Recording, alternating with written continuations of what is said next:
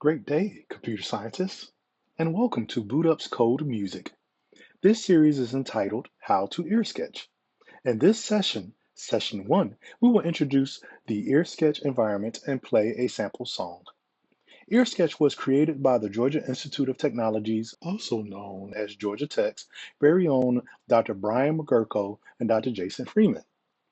EarSketch integrates music and computer science education and flaunts a robust music library of remixable beats and loops from some of the most well-renowned artists and audio producers, like Young Guru, Richard Devine, Alicia Keys, Sierra, and Pharrell, to name a few. Now, let's get started.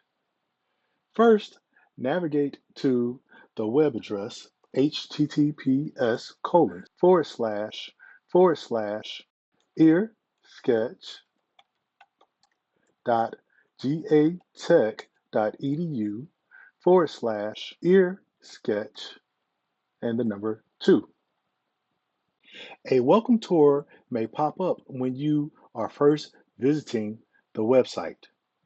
If by chance it doesn't, you may click on the Information and Additional Options icon denoted by the eye inside of the circle and select Start Quick Tour from the drop-down menu option.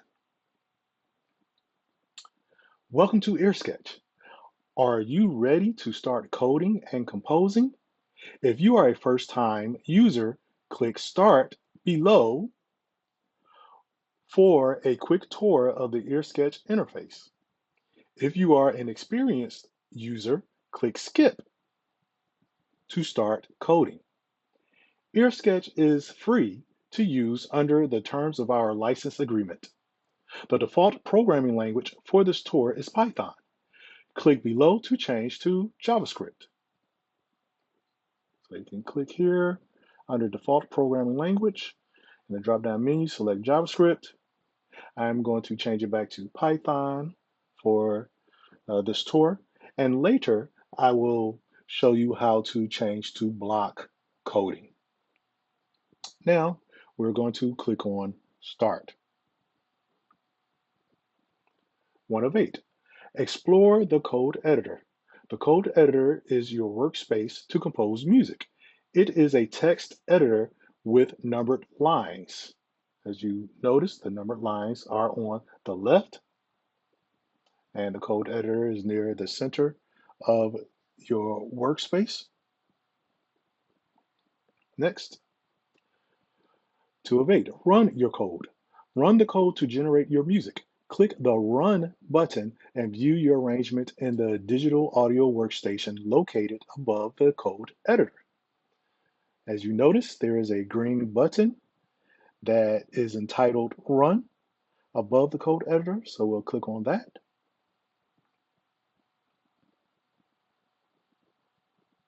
And you should see the digital audio workstation or DAW become populated with sound waves. Next. 3 of 8. Preview your music. The digital audio workstation DAW is a timeline visualization of your music, showing time in both seconds and measures. Below the timeline, sounds are arranged on one or more tracks. And you'll notice the tracks are numbered. There's track 1, there's track 2. Next. 4 of 8. Play your music. The buttons at the top right of the dial will allow you to listen to your music. You can play your song by clicking the green triangle, which is here, and we're going to click on it to play.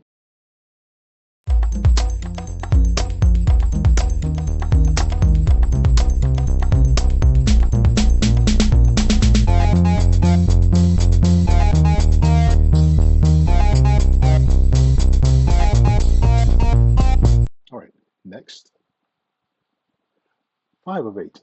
Explore your code. The browsers are here on the left. Click the toggle switch at the top to hide or reveal them. There are several types of browsers, and we will explore each in the next steps. So you click on the button to toggle to view, or click on toggle to hide again. Next. 6 of 8. Add sounds to your code. The first browser is sounds.